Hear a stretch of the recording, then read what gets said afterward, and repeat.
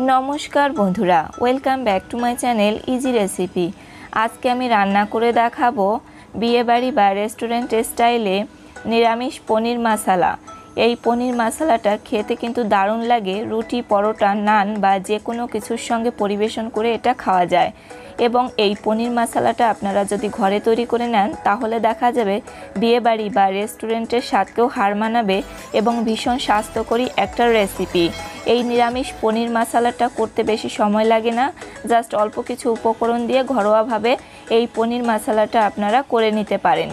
এবং এই পনিরটা যদি আপনারা বাজার থেকে না কিনে ঘরে তৈরি করে নেন তাহলে সব থেকে বেশি ভালো হয়। আজকে আমি নিজের ঘরে তৈরি করেছিলাম যে পনিরটা, সেই পনিরটা দিয়ে আপনাদের এই নিরামিষ পনির মশলাটা করে দেখাবো। তো এর জন্য এখানে আমি 500 গ্রামের মতো পনির নিয়েছি। আপনারা চাইলে কম বা বেশি করেও রান্না করে নিতে পারেন। দেখতে পাচ্ছেন পনিরটা কত সফট হয়েছে। আর এই পনিরের রেসিপিটি আপনারা যদি দেখতে চান তাহলে আমি ডেসক্রিপশন বক্সে ভিডিওর লিঙ্ক দিয়ে দেবো, আপনারা চাইলে দেখে নিতে পারেন।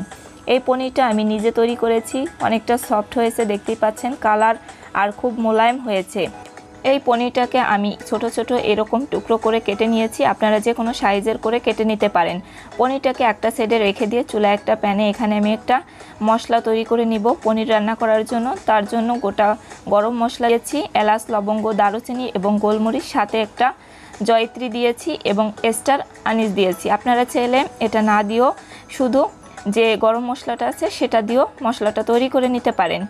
প্যান থেকে গোটা মশলাটাকে নামিয়ে ওই প্যানেই আমি 4 টেবিল চামচ পরিমাণ সয়াবিন তেল দিয়েছি এবং এখানে 15-20টার মতো কাজু বাদাম একটু রোস্ট করে নিচ্ছি। এটা ওই মশলার সঙ্গে একসঙ্গে জল না দিয়ে আমি শিলপাটায় বা আপনারা চাইলে ব্লেন্ডারেও এটাকে পেস্ট করে নিতে পারেন। একদম মিহি পেস্ট করে নিতে হবে, আর কোনো জল ব্যবহার করা যাবে না। একসঙ্গে আমি এই মশলাটাকে ভালো করে পেস্ট করে নিব। তারপর ওই তেলের মধ্যেই এবার আমি কেটে রাখা পনিরটা দিয়ে দিচ্ছি। আর এই পনিরটাকে হালকা ফ্রাই করে নিতে হবে, পুরোপুরি ডিপ ফ্রাই করা যাবে না, আর বেশি লাল করেও ভাজার দরকার নেই। জাস্ট উপরটা একটু কালারটা চেঞ্জ হলেই এই পনিরটাকে ভেজে আমি নামিয়ে নেব। কিছুক্ষণ আমি পনিরটাকে ভেজে নিয়েছি, আর বেশি ভাজলে পনিরটা কিন্তু অনেক শক্ত হয়ে যায়। তো এর জন্য এখানে পনিরটাকে অল্প ভেজেই আমি এখানে নর্মাল জলের মধ্যে এই পনিরটাকে রেখে দিচ্ছি। আর এতে করে পনিরটা কিন্তু অনেক সফট হবে এবং পনিরটা শক্ত হয়ে যাবে না। আমি এখানে নর্মাল জল ব্যবহার করছি, আপনারা কিন্তু এখানে ফ্রিজের জল ব্যবহার করবেন না। পনির ভাজা তেলের মধ্যেই সামান্য কিছুটা তেল অ্যাড করে 1 চামচ গোটা জিরা, 1 চামচ গোটা মৌরি দিয়েছি, 1 চামচের মতো আদা কুচি এবং 1 চামচের মতো কাঁচামরিচ কুচি। এবার সামান্য একটু তেলের মধ্যে ভেজে নিয়ে এর মধ্যে দিয়ে দিব 1 চামচ হলুদের গুঁড়া, 1 চামচ লবণ, 1 চামচ শুকনো মরিচের গুঁড়া, 1 চামচ ধনিয়ার গুঁড়া, 1 চামচ জিরার গুঁড়া। তারপর হালকা একটু নেড়েচেড়ে মশলাটাকে কষানোর জন্য এখানে আমি অ্যাড করে দিচ্ছি 3টা টমেটো কেটে ব্লেন্ডারে পেস্ট করে নিয়েছিলাম, সেই পেস্টটা।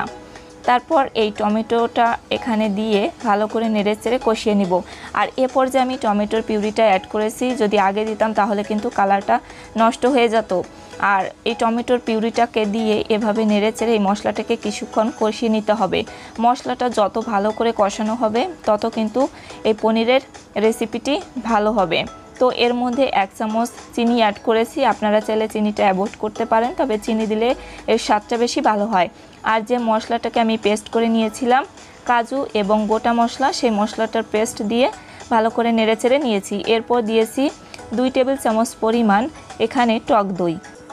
এবার এই টক দইটা দেওয়ার পর আমি এই মশলাটাকে আরও কিছুক্ষণ কষিয়ে নিব। মশলাটা যত ভালো করে কষানো হবে ততই কিন্তু এই নিরামিষ পনিরটা খেতে ভালো লাগবে। তারপর এখানে কিছুটা পরিমাণ আমি কাসুরি মেথি অ্যাড করে দিচ্ছি। আপনাদের হাতের কাছে যদি এই কাসুরি মেথি না থাকে না দিলেও হবে, তবে নিরামিষ পনিরের রেসিপিতে যদি কাসুরি মেথি দেওয়া হয় তাহলে কিন্তু এর স্বাদ সবথেকে বেশি ভালো হয়। আর এবার আমি এখানে অ্যাড করে দিচ্ছি জল। এখানে আমি পুরোপুরি 1 কাপ জল দিইনি, সামান্য একটু কম দিয়েছি। আপনারা চাইলে জলের পরিমাণ কম বেশি করেও দিতে পারেন। যদি গ্রেভিটা একটু ঘন চান সেক্ষেত্রে জলের পরিমাণ কমিয়েও দিতে পারেন। আর ঝোলটা যখন ফুটে যাবে এরপর আমি দিয়ে দিব ভেজে রাখা পনিরগুলো। জল থেকে সরাসরি তুলেই আমি এখানে পনিরগুলো দিয়ে দিচ্ছি। আর পনিরটা দেওয়ার পর বেশিক্ষণ আমি রান্না করব না, আর যদি বেশিক্ষণ রান্না করতে যাই তাহলে কিন্তু এই পনিরটা শক্ত হয়ে যাবে। তো তার জন্য এখানে অল্প সময় রান্না করে নিতে হবে এই পনিরটা। পনিরটা ঝোলের মধ্যে দিয়ে আমি 1 মিনিটের মতো ঢাকনা দিয়ে ঢেকে রান্না করে নিব। আপনারা চাইলে এ পর্যায়ে কিন্তু ঢাকনা না দিয়েও রান্না করে নিতে পারেন। ঢাকনা দিয়ে 1 মিনিটের মতো রেখেছিলাম। এবার ঢাকনাটা খুলে একটু নেড়েচেড়ে উপর দিয়ে আমি কিছুটা পরিমাণ ধনিয়া পাতা অ্যাড করে দিচ্ছি। ধনিয়া পাতা দিলে ফ্লেভারটা অনেক ভালো হয়।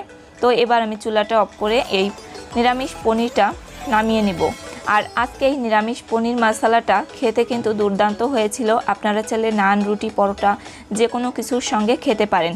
খুব অল্প সময় অল্প উপকরণে রেস্টুরেন্ট স্টাইলে বা বিয়েবাড়ির অনুষ্ঠানের মতো এইভাবে কিন্তু আপনারা ঘরে নিরামিষ পনির মশলাটা করে নিতে পারেন।